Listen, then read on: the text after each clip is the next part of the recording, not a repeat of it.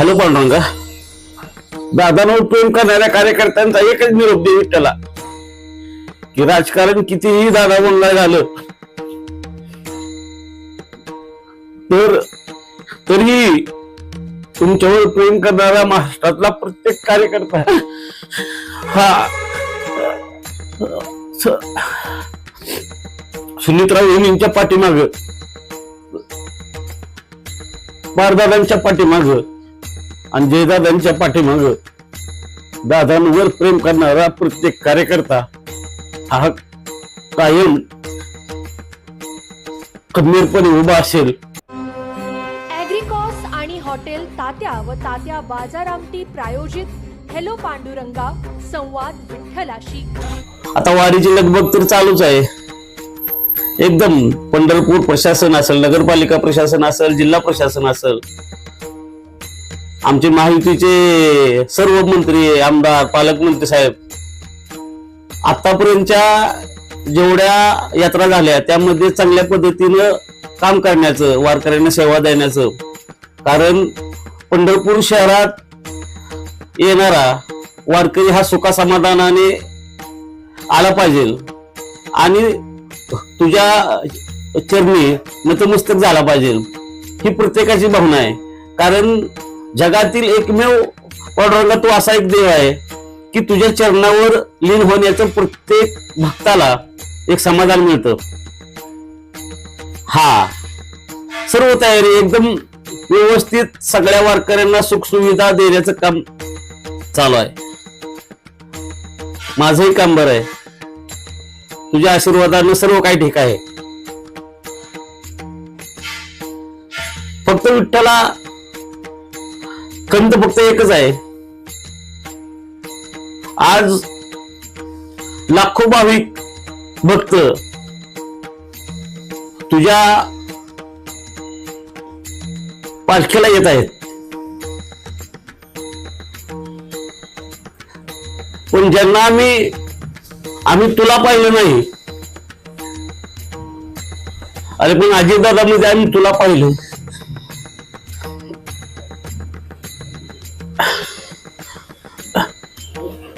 आणि त्या दादाला तू एवढ्या लवकर का घेऊन गेलास याची खंत आणि याचं दुःख कायमच आम्हाला असणार आहे. कारण शेतकऱ्यांचा कैवारी म्हणून, निराधारांचा आधार म्हणून, लाडक्या बहिणींचा दादा म्हणून हा दादा काम करत होता. लाख मेले तरी चालेल, पण लाखाचा पोशिंदा जगला पाहिजे. ह्या हे वाक्य आम्ही भाषणात बोलत होतो रे, पण आज म्हणजे आमचाच पोशिंदा तू तुझ्या भेटीला बोलवून घेतलं. ही वेळ नव्हती दादांना घेऊन जाण्याची रे. कारण वैभवशाली महाराष्ट्र घडवण्याचं स्वप्न ज्या स्वर्गीय यशवंतराव चव्हाणांनी पाहिलं, त्याच यशवंतराव चव्हाण साहेबांच्या पावलावर शिवशाहू फुले आंबेडकर यांच्या विचारावर चालणारा हा दादा होता. पण आज दादांच्या जाण्यानं खूप मोठी महाराष्ट्राची हानी तू का केली आणि कशासाठी केली ही माझी तुझ्याकडे पांडुरंगा तक्रार आहे. आमचा दादा परत येईल का नाही हे तुला तुझ्या सोबत असताना जाणवत असेल. कारण दादाचा नीटनेटकेपणा आणि वेळेला महत्व देणारा दादा तुझ्या सुद्धा रोजच्या गाठी भेटीत सुद्धा एक सेकंदाचा सुद्धा दादा आमचा वेळ करत नसेल किंवा उशिरा येत नसेल. तुझ्या ज्या वेळी संपूर्ण लोकांसोबत भेटत असशील त्यावेळी आमचा सुद्धा दादा जनतेच्या वरच्या स्वर्गात सुद्धा जनतेचीच कामं करत असेल. मग त्यामध्ये स्वर्गीय विलासराव देशमुख असतील, आर.आर. राव असतील, यांच्या सोबतच काहीतरी तुला सुद्धा भेटल्यानंतर खाली भूतलावर जे काही जनतेच्या अडचणी असतील त्याच अडचणीबद्दल तुझ्याकडे मागणी करत आहेत. खऱ्या अर्थाने बोलायचं झालं तर आज सुद्धा ज्यावेळी आम्ही मुंबईला जातो, देवगिरी बंगल्यावर जातो,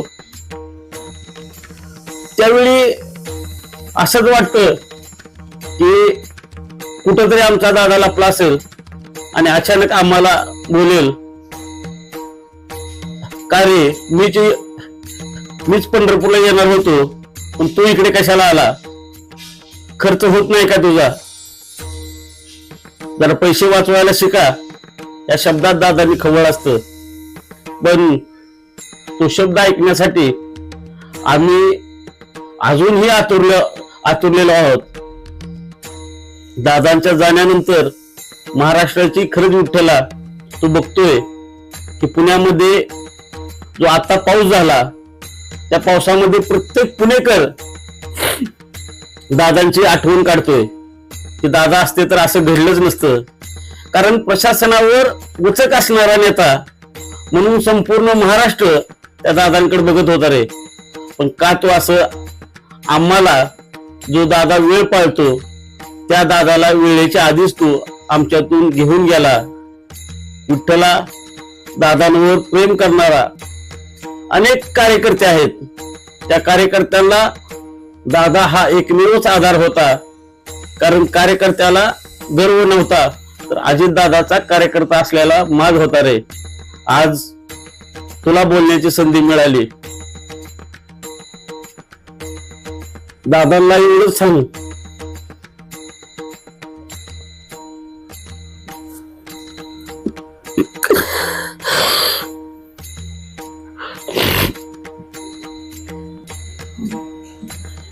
की ज्या दादांना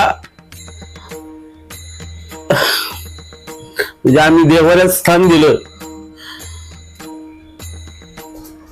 तो देवारा आज हे दादांसाठीच आहे.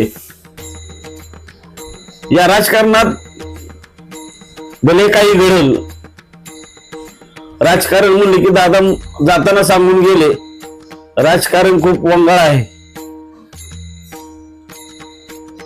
पण दादांवर प्रेम करणाऱ्या कार्यकर्त्यांचा एकच निरोप दे विठ्ठला, की राजकारण कितीही दादा वंगाळ झालं तर तरी तुमच्यावर प्रेम करणारा महाराष्ट्रातला प्रत्येक कार्यकर्ता हा सुनीतराव वहिनींच्या पाठीमाग, पारदादांच्या पाठीमाग आणि जयदादांच्या पाठीमाग दादांवर प्रेम करणारा प्रत्येक कार्यकर्ता हा कायम खंबीरपणे उभा असेल. कारण आज दादांनी एवढं चांगली कामं करून 5 महिने होऊन गेले तरी सुद्धा अजूनही वाटत नाही की दादा आमच्यातून सोडून गेलेत. त्याच पद्धतीनं आज लाखो भाविक पंढरपूरला येत असताना त्या भाविकांमध्ये कुठेतरी आमचा दादा असेल या आशेनं आम्ही वाट पाहतोय. कुठेतरी आमचा दादा येईल, कुठेतरी आमचा दादा दिसेल. फक्त पुन्हा एकदा विठ्ठला, पांडुरंगा तुला हात जोडून विनंती की आम्ही म्हणत नाही की दादाला